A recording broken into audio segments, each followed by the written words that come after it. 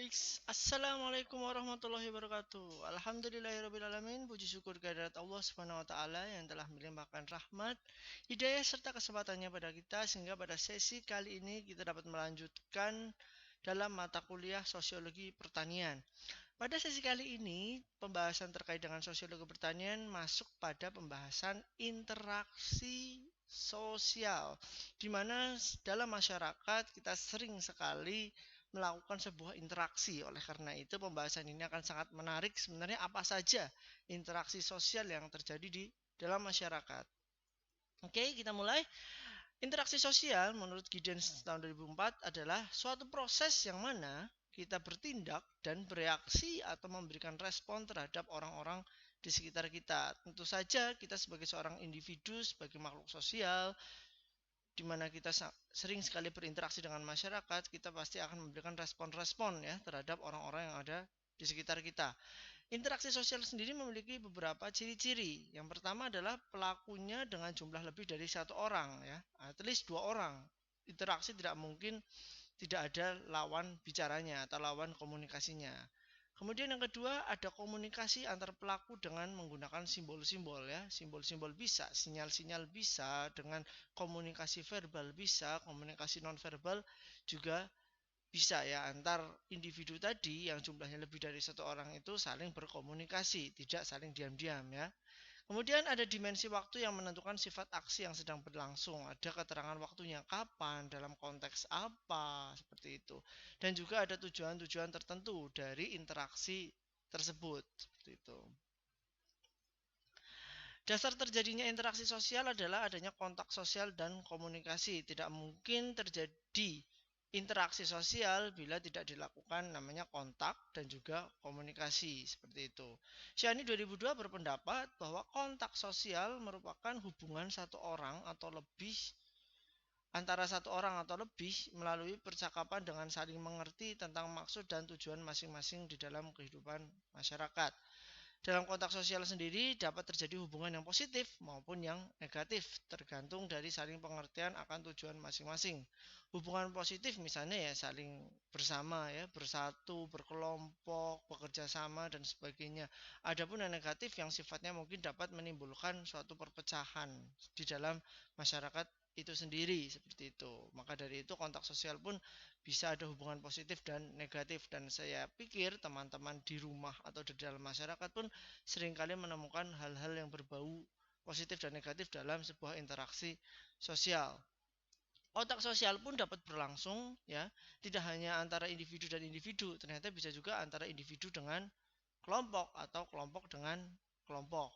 Misalnya antara individu dengan individu ya, kita dengan tetangga kita.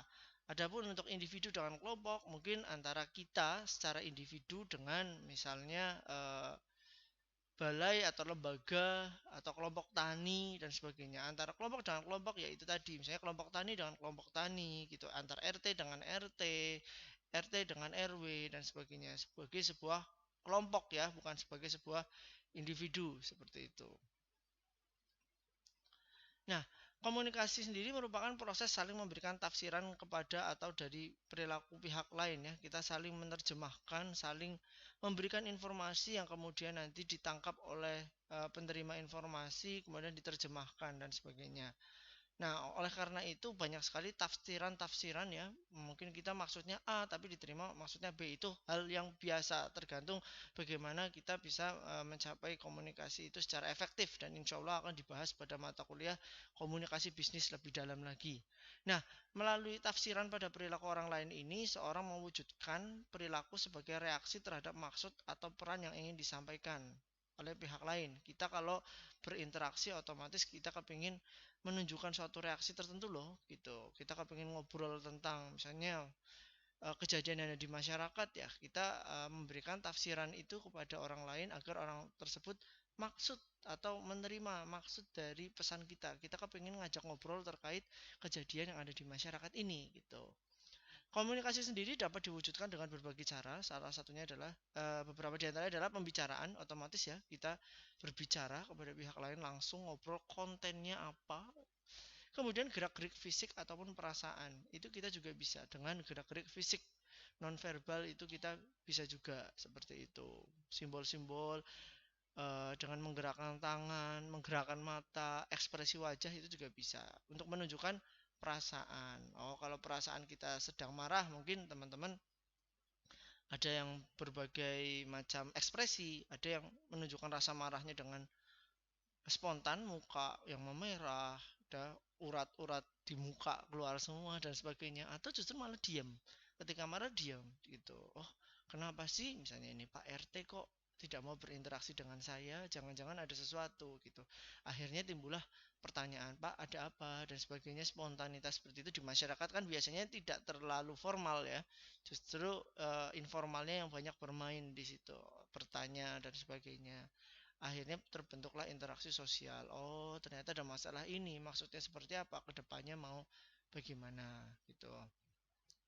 Kemudian komunikasi menuntut adanya pemahaman makna atas suatu pesan dan tujuan bersama masing-masing pihak. Itu tadi kembali tadi. Dimana ketika kita melemparkan suatu informasi, otomatis kita menuntut loh. Menuntut dalam arti bukan yang menuntut keras gitu ya. Paling tidak ketika kita berkomunikasi, memberikan informasi, mengajak bicara orang, mengajak berinteraksi, kita ingin lawan bicara yang kita ajak berkomunikasi ini untuk memahami apa yang kita sampaikan gitu kan. Tidak mungkin kita menyampaikan A B C D ternyata dia nggak maksud, dia malah menerjemahkannya O P Q R S T U gitu. Jadi itu suatu hal yang sangat tidak menyenangkan ya bagi kita loh. Ini gimana sih diajak komunikasi kok nggak mudeng-mudeng? Atau sebenarnya jangan-jangan bukan salah penerimanya, salah kita yang terlalu memakai bahasa yang sulit dimengerti. Oleh karena itu dalam interaksi komunikasi di dalamnya menuntut adanya pemahaman makna atas suatu pesan yang disampaikan dan tujuan bersama masing-masing pihak. Otomatis ketika tujuannya sama dipahami masing-masing pihak akan mudah untuk berkomunikasi, bahkan untuk berkelompok. Contohnya, kenapa membuat kelompok tani? Ya otomatis di dalamnya terdiri dari petani-petani, di mana petani-petani yang berkelompok pasti mempunyai tujuan yang sama gitu, ingin bersama-sama, ingin memperkuat posisi tawar gitu, ingin saling berinteraksi antar petani agar ketika ketemu pedagang daya tawarnya tidak turun ketika secara individu, ketika berkelompok lebih kuat dan sebagainya, macam-macam. Begitu pula dengan kelompok-kelompok yang lain, tidak hanya di kelompok tani, di masyarakat banyak sekali kelompok-kelompok gitu. Contohnya RT.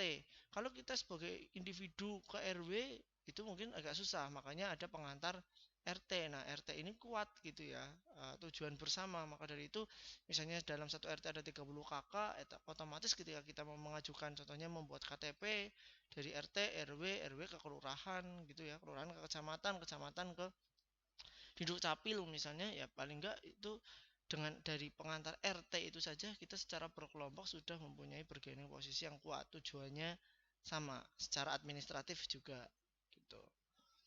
Nah, dalam berinteraksi sosial ya, si Torus berpendapat selain karena kontak dan komunikasi, interaksi sosial juga bisa berlangsung atas berbagai macam dasar. Kita di masyarakat seringkali menemukan berbagai macam interaksi sosial dan latar belakangnya bisa berbeda-beda. Nah, diantaranya yang pertama adalah imitasi ya. Kalau teman-teman dengar kata imitasi itu mesti ini palsu nih gitu. Tapi dalam konteks sosial enggak juga gitu. Dimana imitasi ini merupakan suatu proses belajar dengan cara meniru atau mengikuti perilaku orang lain ya. Kita sering sekali, bahkan mungkin bayi pun ya, bayi anak kecil yang tumbuh berkembang itu pada awalnya berinteraksi dengan orang tuanya itu salah satunya caranya adalah dengan cara imitasi, yaitu belajarnya dengan cara meniru atau mengikuti perilaku orang lain. Kalau anak ya meniru perilaku orang tuanya seperti itu. Perilaku orang tuanya itu kayak gimana, akhirnya ditiru oleh anak tersebut.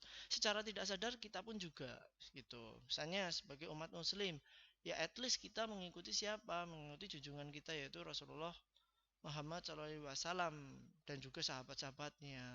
Seperti itu dalam konteks Islam ya. Dalam konteks Islam kita berusaha meniru beliau, sunnah-sunnah beliau.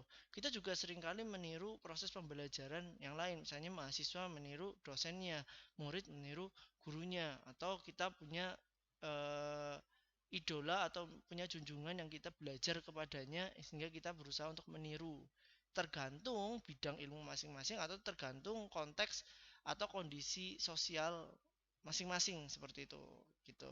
Ini sebagai contoh pada proses imitasi, misalnya di Indonesia sekarang semakin banyaknya pecinta musik K-pop yang dibawakan oleh artis Korea, maka semakin banyak yang lahir grup-grup vokal layaknya K-pop yang ada di Indonesia. Misalnya seperti itu, banyak sekali girl band ya atau boys band yang lahir yang terinspirasi dari imitasi belajar dari yang ada di Korea. Tidak hanya Korea ya, Jepang juga, misalnya kayak JKT48 gitu, itu juga bisa.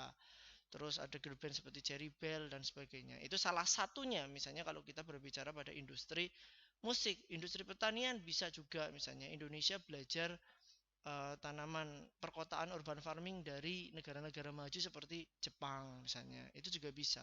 Proses imitasi, meniru gitu. Dan bahkan bangsa Cina ya, Tiongkok, Republik Rakyat Tiongkok itu berhasil untuk belajar dengan meniru produk-produk ya, kalau mau menciptakan produk dari produk-produk luar negeri ya, produk-produk Apple, produk-produk luar negeri yang lainnya. Akhirnya mereka meniru, bukan menirunya bahkan plug cuma diganti motherboardnya atau apa atau legalnya. Bahkan sekarang Cina sudah bisa meniru produk yang serupa dengan harga yang lebih murah. Even if untuk Cina sendiri mungkin teman-teman bisa melihat bahwa satu kota Paris pun bisa ditiru gitu di Tiongkok, plus menara-menara Eiffelnya cuma ukurannya lebih kecil. Teman-teman bisa lihat di Google gitu ya, Paris in Tiongkok gitu mungkin ketemu seperti itu. Nah, dalam interaksi sosial kita sering sekali meniru ya, dimana secara tidak sadar sebenarnya kita kan pengen mengikuti suatu orang atau suatu tingkah laku kelompok gitu ya, yang kita secara tidak sadar adalah idolakan yang kita sukai seperti itu. Kemudian selain imitasi yaitu ada sugesti ya.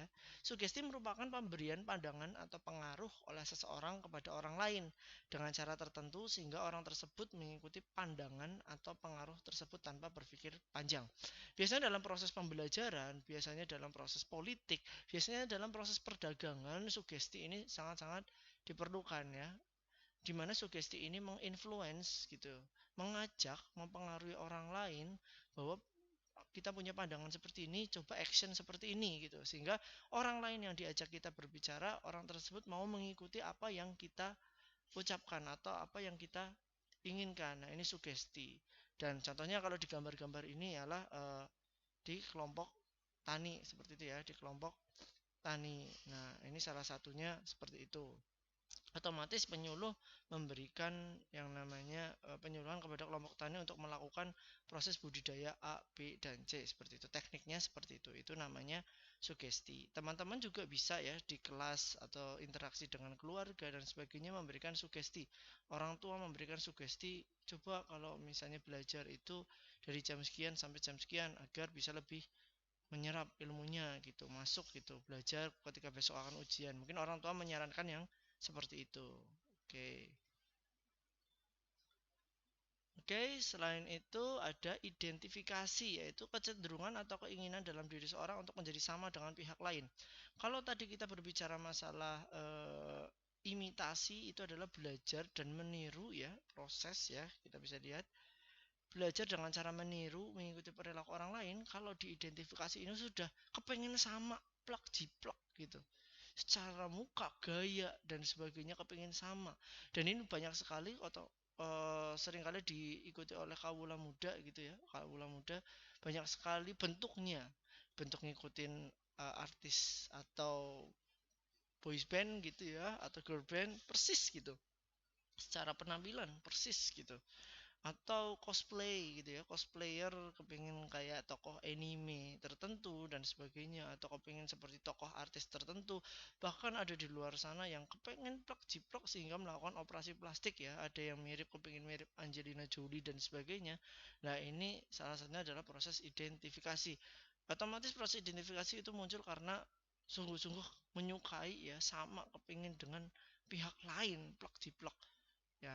Kalau berlebihan menurut saya pribadi, ini bisa dikoreksi, kalau berlebihan menurut saya pribadi itu sudah merupakan suatu hal yang negatif ya. Seharusnya kita bisa sama atau kita bisa bangga dengan diri kita sendiri gitu, tidak harus sama plak ciplak gitu ya, kita punya kelebihan dan kekurangan masing-masing walaupun itu kaitannya dengan individu maupun interaksi sosial gitu.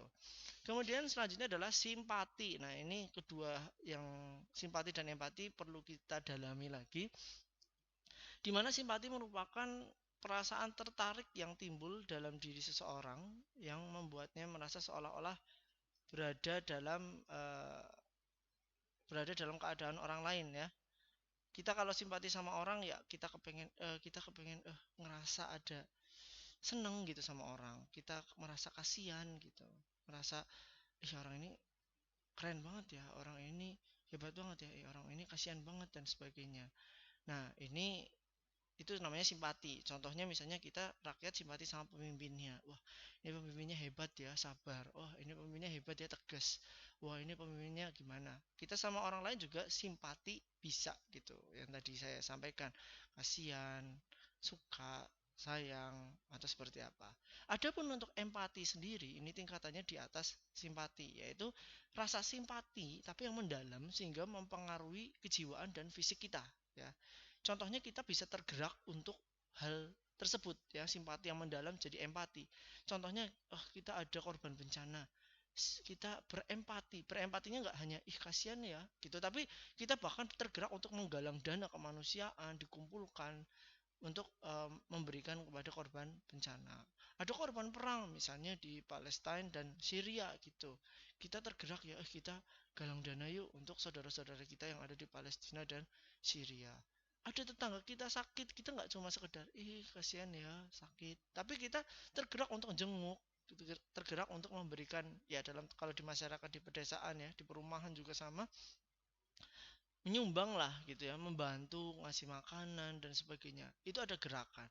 Nah, untuk dua hal ini alangkah baiknya khususnya empati kita saling sama-sama menekankan pada diri kita sendiri ya, dan diri saya pribadi juga, agar kita lebih banyak berempati terhadap saudara-saudara kita sebangsa dan setanah air, khususnya di lingkungan masyarakat yang ada. Seandainya kita punya teman-teman punya saudara, teman dan sebagainya yang sedang sakit atau terkena musibah, mungkin saudaranya ada yang kecelakaan, ada yang meninggal gitu, ada yang kesulitan ekonomi, sebisa mungkin coba kita dekati gitu, dekati, uh, paling tidak kalau misalnya belum punya uang banyak, ya dekati, tunjukkan rasa peduli kita, karena pada saat orang terkena musibah, hal negatif di dalam kehidupannya itu, harapan kecil, hiburan kecil itu sangat-sangat berarti bagi mereka, termasuk diri kita juga ya.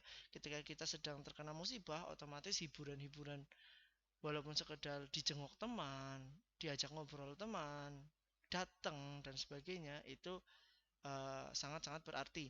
Contohnya pada kasus, kalau teman-teman sebagai sama mahasiswa nanti satu kos gitu atau beda kos gitu ya, temennya ada yang sakit, ya udah jangan hanya sakit ya oke istirahat aja, tidak gitu, tapi kalau bisa datang ke rumahnya, diajak ke dokter, atau datang ke rumahnya, atau ke kosnya, sorry, datang ke kosnya, bawakan makanan gitu sampai dia benar-benar sembuh, khususnya orang-orang yang benar-benar spesial atau terdekat sama kita. Kita harus bisa menunjukkan empati kita lebih besar daripada orang lain terhadap orang yang kita sayangi tentunya. Oke, kita lanjut. Nah, lanjut ya. Berdasarkan pendapat Gilin, ada dua macam proses sosial ya di dalam proses sosial yang ada di masyarakat yang timbul akibat adanya interaksi gitu, adanya interaksi, di mana ada proses asosiatif dan juga proses disosiatif. Proses asosiatif sendiri ini merupakan proses yang bersekutu, bersatu, berkelompok atau bekerja sama lah, nanti ada intinya proses yang bersekutu bersama-sama. Adapun proses disosiatif itu cenderung proses ke memisahkan ya, dissociation gitu. Dimana proses asosiatif, kita mulai asosiatif menuju terbentuknya persatuan atau interaksi sosial yang bagus, yang positif.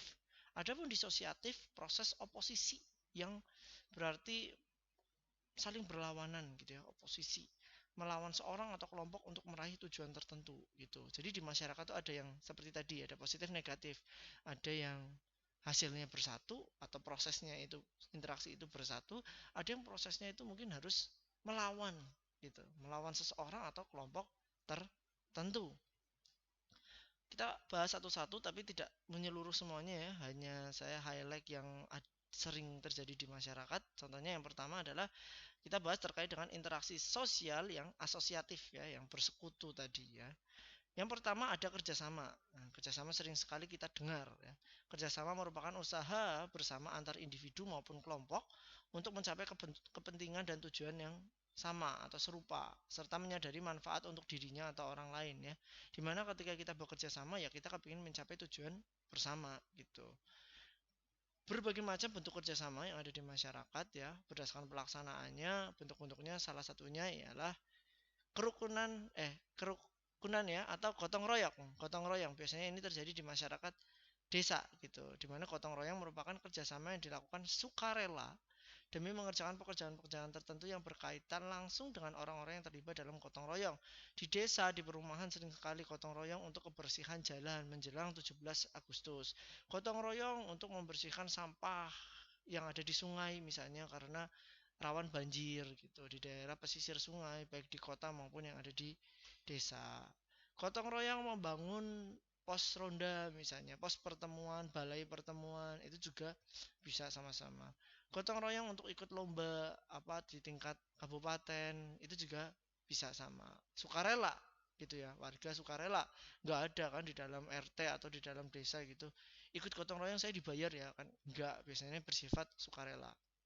Yang kedua yaitu bargaining atau menawar, tawar menawar, yaitu kegiatan pertukaran atau barang atau jasa di dua organisasi ataupun lebih. Ya wajar ya, di dalam interaksi sosial ini kerjasama bisa juga antar penjual pembeli atau antar pedagang dengan pedagang juga bisa.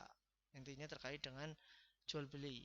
Kemudian kooptasi, yaitu prosedur penerimaan unsur-unsur baru di kepemimpinan dan pelaksanaan ketatanegaraan organisasi sebagai satu-satu tips untuk menghindari adanya konflik yang dapat mengguncang organisasi. Biasanya ada prosedur tertentu di pemerintahan, misalnya di pemerintahan levelnya bisa macam-macam untuk misalnya sudah ada perjanjian agar perjanjian ini bisa ditaati gitu. Adanya koalisi juga bisa. Seringkali kita berbicara koalisi itu kalau ngobrol tentang dunia politik ya, koalisi partai, koalisi apa, sebenarnya nggak melulu partai. Dimana koalisi merupakan kombinasi yang dilakukan dua organisasi atau lebih yang punya tujuan sama gitu. Koalisi menghasilkan keadaan dengan tidak stabil karena kedua organisasi memiliki struktur sendiri. Contohnya tadi kalau partai A dan partai B berkoalisi, mereka punya nilai value masing-masing sebenarnya, tapi untuk tujuan tertentu mereka bersatu. Maka dari itu kadangkala yang namanya koalisi itu tidak berjalan long lasting, tidak terus menerus gitu ya, tidak terus menerus, tapi hanya bersifat temporer atau sementara saja sampai tujuannya tercapai. Luar di luar politik atau di luar kepartaian pun ada organisasi yang melakukan koalisi demi mencapai tujuan tertentu yang sifatnya sementara. Kemudian ada juga yang namanya joint venture. Ini biasanya dalam hal perusahaan ya, perusahaan seringkali pada hal bisnis melakukan yang namanya joint venture. Bentuk kerjasama dalam perusahaan proyek khusus seperti pengeboran minyak dan juga perhotelan dan juga yang lainnya melakukan yang namanya joint venture, bergabung gitu untuk menyelesaikan proyek tertentu seperti itu. Selain kerjasama yang nomor dua pada asosiatif ya, ada akomodasi. Nah, akomodasi itu apa? Yaitu proses penyesuaian diri individu maupun kelompok manusia yang tadinya itu bertentangan. Nah, ini dengan adanya akomodasi ini bisa mengatasi ketegangan yang ada. Akomodasi berarti adanya keseimbangan interaksi sosial dengan norma dan nilai yang ada di dalam masyarakat. Akomodasi seringkali merupakan cara untuk menyelesaikan pertentangan itu, entah dengan cara menghargai kepribadian yang berkonflik ataupun bisa juga dengan paksaan. Nah, bentuk-bentuk akomodasi bisa ada berbagai bentuk. Yang pertama misalnya koersi. Koersi ini adanya akomodasi yang berlangsung karena paksaan kehendak suatu pihak terhadap pihak lain yang lemah dengan didominasi suatu kelompok atau kelompok lain. Contohnya pemerintahan yang totaliter ya, rezim ya, totaliter gitu, pemerintahnya itu kuat banget gitu, sehingga dipaksa misalnya masyarakatnya untuk melakukan persatuan, kita harus bersatu untuk ini, tapi sistemnya maksa. Di Korea Utara misalnya yang sistemnya masih seperti itu ya, di mana masyarakat harus benar-benar ngikut, kalau enggak dihukum, ada tekanan di situ, paksaan gitu, harus ikut pada pemerintahan ini gitu. Mau nggak mau kita bersatu untuk Korea Utara misalnya, salah satu contohnya seperti itu. Kemudian yang kedua ada kompromi. Nah, ini akomodasi ini yang pihak-pihak yang terlibat perselisihan itu saling meredakan tuntutan sehingga tercapai suatu penyelesaian ya. Pihak-pihak yang saling terlibat ketegangan ini bisa saling berkompromi gitu, berkompromi antara kedua belah pihak. Contohnya misalnya gencatan senjata antar dua negara yang perang. Kedua-duanya sama-sama kepingin gencatan. Berhenti perang dulu lah sebentar. Kita sama-sama dirugikan, kita sama-sama capek, kita sama-sama kehilangan banyak sumber daya. Oleh karena itu kita berhenti untuk berperang. Mungkin bisa juga dalam jangka waktu tertentu atau jangka waktu yang belum ditentukan. Itu contohnya terkait dengan kompromi.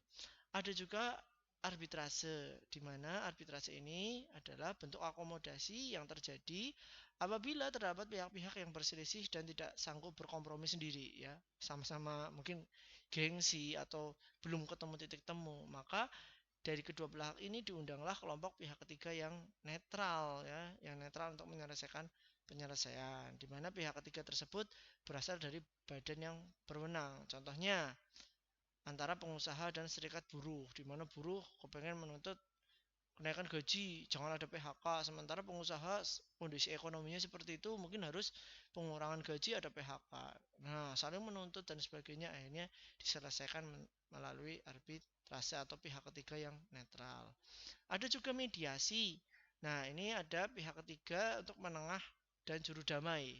Keputusan berdamai tergantung pihak-pihak yang bertikai. Contohnya mediasi pemerintah Republik Indonesia untuk mendamaikan fraksi-fraksi yang berselisih yang ada di Kamboja misalnya.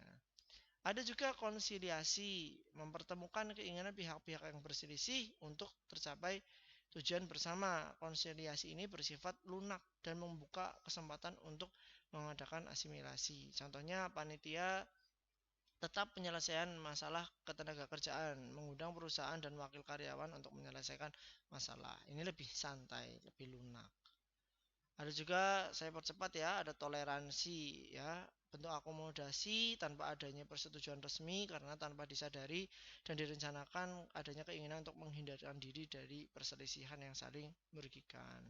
Kita bertoleransi terhadap suatu hal yang mungkin itu tidak sesuai dengan nilai, tapi toleransi tersebut mempunyai tujuan sehingga tidak terjadi konflik yang lebih besar mungkin seperti itu. Dan kemudian ada stalemate, adanya bentuk akomodasi yang terjadi ketika kelompok terlibat pertentangan dengan kekuatannya seimbang. Dengan kesadaran kedua belah pihak, maka tidak ada yang maju atau mundur sehingga pertentangan berhenti dengan sendirinya. Nah, itu selain akomodasi, ada juga asimilasi, alkulturasi, dan paternalisme. Teman-teman bisa membaca masing-masing untuk lebih detailnya terkait dengan nomor 3, 4, dan 5. Kemudian masuk ke interaksi sosial disosiatif. Yang pertama ada persaingan. Sekali lagi disosiatif itu bentuknya opposite, oposisi ya, melawan, bertentangan untuk mencapai tujuan tertentu ya, di mana persaingan masuk ke dalamnya. Misalnya persaingan merupakan proses sosial ketika terdapat kedua pihak atau lebih saling berlomba melakukan sesuatu untuk mencapai kemenangan tertentu, di mana persaingan terjadi ketika beberapa pihak menginginkan suatu dengan jumlah terbatas ataupun menjadi pusat perhatian. Setidaknya terdapat berbagai macam fungsi persaingan. Kenapa persaingan itu perlu terjadi ya? Walaupun dampaknya persaingan itu bisa ada yang positif dan negatif. Fungsi persaingan ada beberapa fungsi ya, diantaranya yaitu menyalurkan keinginan individu ataupun kelompok yang sama-sama menuntut dipenuhi. Padahal sebenarnya sulit dipenuhi seluruhnya secara serentak atau secara bersamaan. Contohnya misalnya membangun jalan desa atau memperbaiki pos keamanan di permukiman. Banyak sekali dari daerah A, B, C dan sebagainya kepinginnya semuanya terpenuhi padahal anggarannya sedikit. Otomatis dari situ muncullah persaingan antar daerah dengan menggunakan tenaga sumber daya yang ada masing-masing dalam membangun jalan, dalam membuat pos dan sebagainya. Yang secara positif mungkin ini bisa dalam 17-an ya, lomba menghias pos ronda gitu, balai desa dan sebagainya. Itu hal yang positif seperti itu. Yang kedua adalah menyalurkan kepentingan dan nilai dalam masyarakat. Paling utama kepentingan dan nilai yang dengan kepentingan dan nilai dengan menimbulkan konflik. Contohnya di Aceh ya, warganya tidak boleh berpakaian minim atau pendek, mereka harus berpakaian Islami. Otomatis hal ini hanya bisa diberlakukan di daerah tertentu yang memiliki nilai norma tertentu yang ada di Aceh, contohnya di sini tidak bisa disamaratakan di antara seluruhnya, sehingga kalau misalnya seperti ini otomatis kan akhirnya kebijakan daerah itu bisa masing-masing, sehingga antar daerah bisa bersaing itu tidak hanya pada masalah nilai dan sebagainya, tapi mungkin bisa juga secara negatif saling tuntut menuntut kalau misalnya harus diberlakukan semuanya. Kemudian dengan adanya persaingan ini bisa menyeleksi individu, ya namanya juga persaingan ya, individu maupun kelompok yang memperoleh kedudukan dan peran yang sesuai dengan kemampuannya. Dengan adanya persaingan ini nanti akan dihasilkan satu hal atau satu individu, satu kelompok yang mungkin lebih berkualitas secara positif ya, secara positif. Oke. Next, ada juga yang kedua adalah kontravensi, di mana kontravensi merupakan sikap menentang dengan tersembunyi agar tidak ada perselisihan atau konflik terbuka. Di mana kontravensi merupakan proses sosial dengan tanda ketidakpastian, keraguan, penolakan, dan penyangkalan dengan tidak diungkapkan secara terbuka. Penyebab kontravensi adalah perbedaan pendirian antara kalangan tertentu dan pendirian kalangan lainnya dalam masyarakat, ataupun dapat juga pendirian menyeluruh masyarakat. Nah, misalnya kontravensi ini tersembunyi ya, enggak terang-terangan yang menimbulkan konflik besar seperti itu. Berbagai bentuknya ada, setidaknya ada 5 bentuk. Yang pertama adalah kontravensi umum. Biasanya ya penolakan biasa, enggan, protes, perlawanan, gangguan, dan mengecam pihak lawan gitu. Yang kedua, kontravensi sederhana, biasa menyangkal pernyataan orang di depan umum, misalnya menyangkal misalnya tidak setuju dengan dosennya, misalnya Pak interupsi kenapa seperti ini bla bla bla bla, itu termasuk kontravensi gitu. Kontravensi intensif itu seperti menghasut ya, menyebarkan desas-desus hoax gitu ya, agar sebel gitu, agar benci dengan pihak atau kelompok tertentu.